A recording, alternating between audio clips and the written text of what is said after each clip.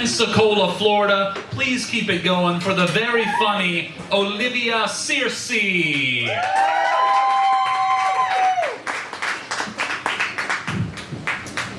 Last time I was here, I was walking around with toilet paper on both shoes. It's good to be back, you guys. It's so good to be back. So, I don't know about you guys, but I had a pretty easy time putting my Christmas tree up. All I had to do was plug it in. Because it has not left my living room in 4 years. Something's wrong with me. I'm so lazy. Whenever I was younger, I always thought that by the time I was in my late 20s, I'd be this very mature, responsible young lady. But I'm 30 now, and just the other day, I was eating dinner in bed while smoking a bowl, as one does. And don't worry, it's Tempur-Pedic, so it stayed in place. It's like a table, but better. So as I'm doing that, I look down at my bed sheets, and I see this little piece of what I think it's like weed or something. I'm like, oh, I guess it fell with my pipe. I better put it back in there and smoke it. And when I did that, I realized it was not weed. It was actually the top part of a piece of asparagus. And I kept smoking it because weed's only medical, and I'm desperate. And in case you're wondering, yes, even when you smoke it, it still makes your piss smell weird. So now you know. Is anyone here into astrology at all? That's cool, I'm not either. I've always been really skeptical towards astrology because astrology suggests that people that have the same birthday, they have similar personality traits. I'm not gonna call bullshit on that because I have the same birthday as Hitler. And the only thing that we have in common is we're both white, we're both short, and we both have a little bit of a mustache. So I'm a hairy girl, it's in my genes. Biologically and literally. I was hanging out with this guy a while back and we almost hooked up, but I was being a little shy, a little hesitant about it. And because of that, he asked me, "What's the matter, girl? Is there something wrong with that landing strip?" What am I supposed to say to that? Am I supposed to be like, "This is flight 2069, contact North Delta. We've appeared to reach our destination, but seems to be an abandoned airport. The weeds and shrubs have taken over, it's overgrown. There's no landing strip in sight, we can't land our plane, over."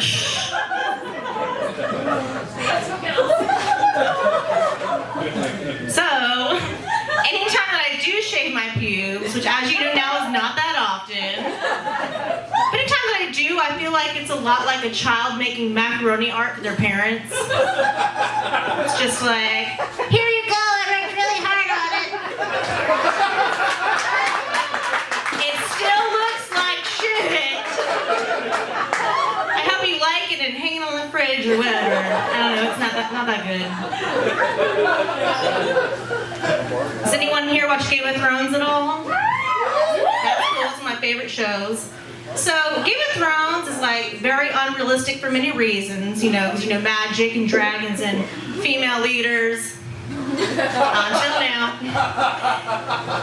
But I think the most unrealistic thing though about Game of Thrones is that every woman on that show has the most perfectly manicured pubic hair. Yeah. Did you use a Valerian steel sword down there and just shave it off? Or maybe you poured some medieval candle wax down there and just ripped it off? Dragon's breath? I don't know. Either way, we get it, HBO. Everything needs to be perfect. Everything. You guys, I don't know what happened in my life that has led me to not have just one, not two, but 3 pube jokes in a row. Clearly, something awful happened to me. I don't know. Speaking of bushes, I don't have any political jokes. But I did meet Jeb Bush one time. Please clap. For a 4th grade field trip, I got to go visit the Capitol, and a kid in my class, his parents worked at the Capitol, so we got to meet Jeb, and I was the first one to get tits in 4th grade, and I refused to wear a bra, but our uniforms like these thin white t-shirts, and we got a picture with Jeb Bush. So A few days later, the front page of the Pensacola News Journal is little Libby's 4th grade titties just shining through. And I know for a fact that several people to this day have that like framed and hanging up in their house. And I have no idea if that's awesome or just like really embarrassing. I don't know. So right after we got the picture with him, Jeb Bush went around and he asked all the kids what they wanted to be when they grew up. And I was the very last one in line. And I was really shy, so I didn't want to say anything. My mom was there, and she loves Jeb. She's like, say something. Don't embarrass me in front of Jeb. Talk to him. So I told him that when I grew up, I wanted to either be a construction worker or an opera singer. I don't know. And all he said was, okay. And then he walked out the building, and I never saw him again. Growing up in Florida, I always thought that, you know, my life would be a lot like the movie Blue Crush.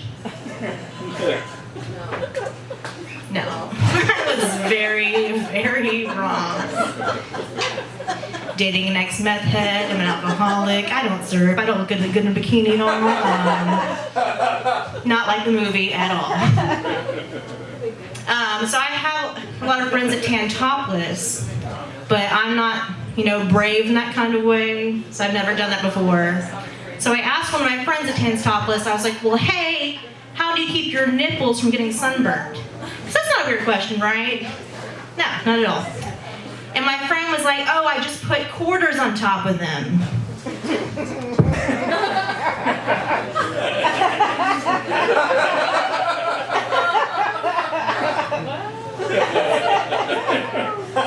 Congratulations, you have the perfect tits. I'm sorry, I don't have any coffee filters on me right now.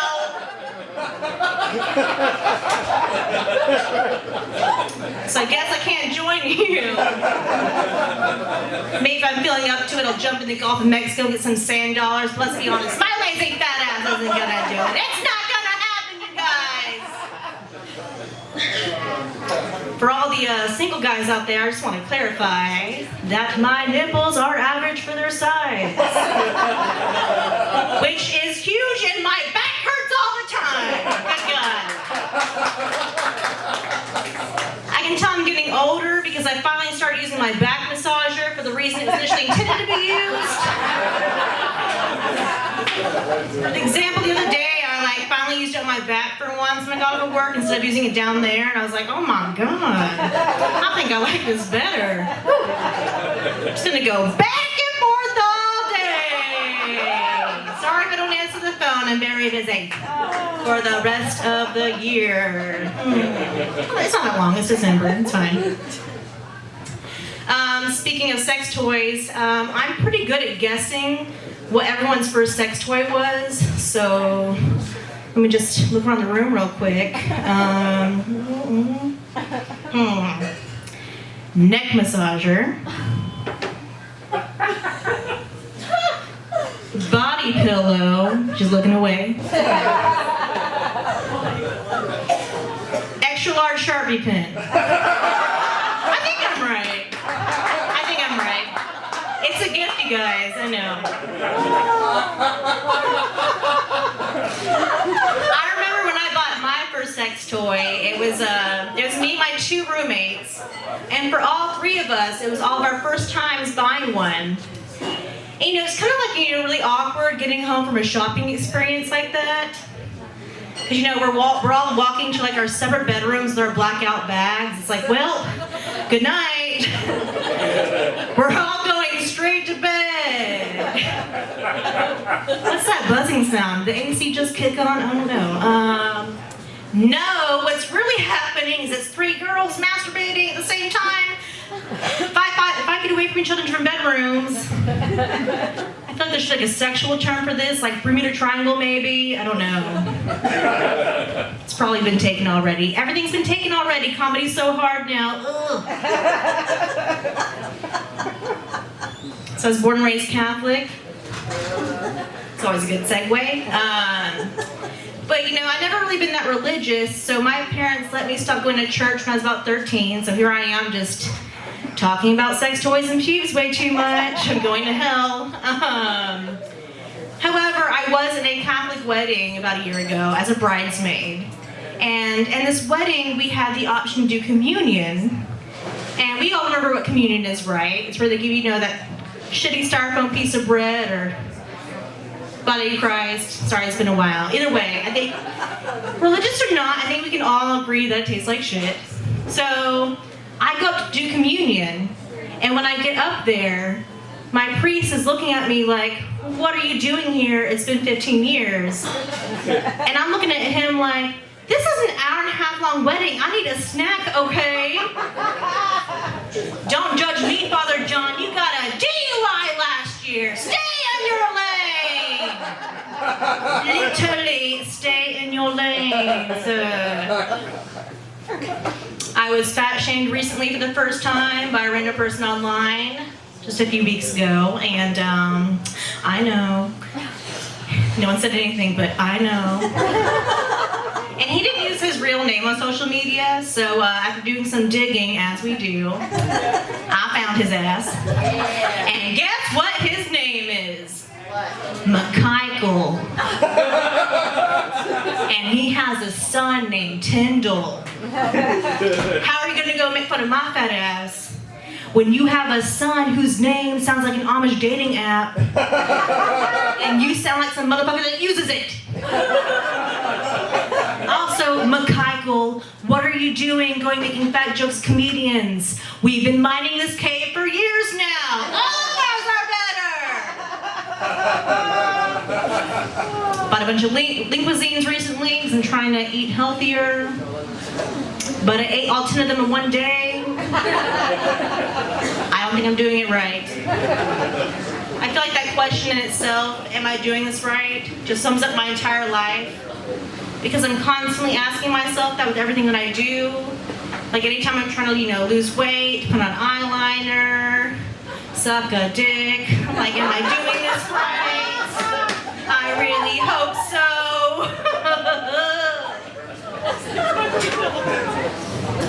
So we just had a hurricane in Pensacola recently. Y'all know what that's like. And usually after hurricanes, there's a lot of looting. In my neighborhood, we had a lot of looting, and that, makes me really paranoid because I'm home alone a lot. I need to stop saying that to strangers. But one night when I was at home alone, I went to go lock the front door, and my front door is all glass. And when I went to go lock it, I saw a face print on the glass. And I was like, oh my God, it's them. They've been scoping out my house. I'm gonna get robbed soon. But then I was like, wait a minute. I came home drunk the other night and fell face first into the door. That's my face print. Never mind. No one's trying to rob me. I'm just a drunk bitch. That's all.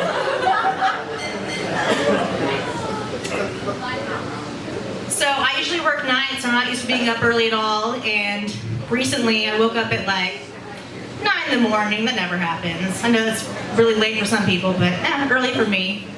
So when I woke up like at 9 o'clock, I'm like, all right, what do I do with all this free time that I have? So I sang karaoke in my living room, as one does. And while I'm singing Changes by Ozzy Osbourne, the window right next to my TV, I saw a gentleman from Pensacola Energy turning my gas off. And before I could hide behind the couch, we made eye contact. And I can't imagine what's going through his head. It's definitely not, damn, she's got her priorities straight. Got time to sing karaoke at 9 in the morning. You don't have time to pay your gas bill, you gotta pay some shit. I was hanging out at this bar down the street from my house. I'm now banned from there. But that's a story for next time. But when I was, the last time I was there, drinking by myself, because I drink so much, I can never pay my bills on time, I'm very irresponsible. Yeah, he's, just drinking alone. He gets it. So, it's funny because it's true for both of us. So as I'm leaving, the only person that's outside besides myself is some just woman that is totally blacked out, and she has one tit hanging out.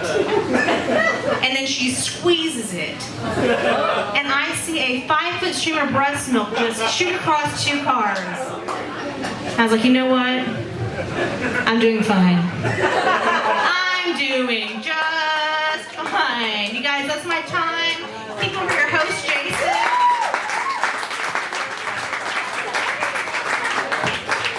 Keep it going for Olivia Searcy.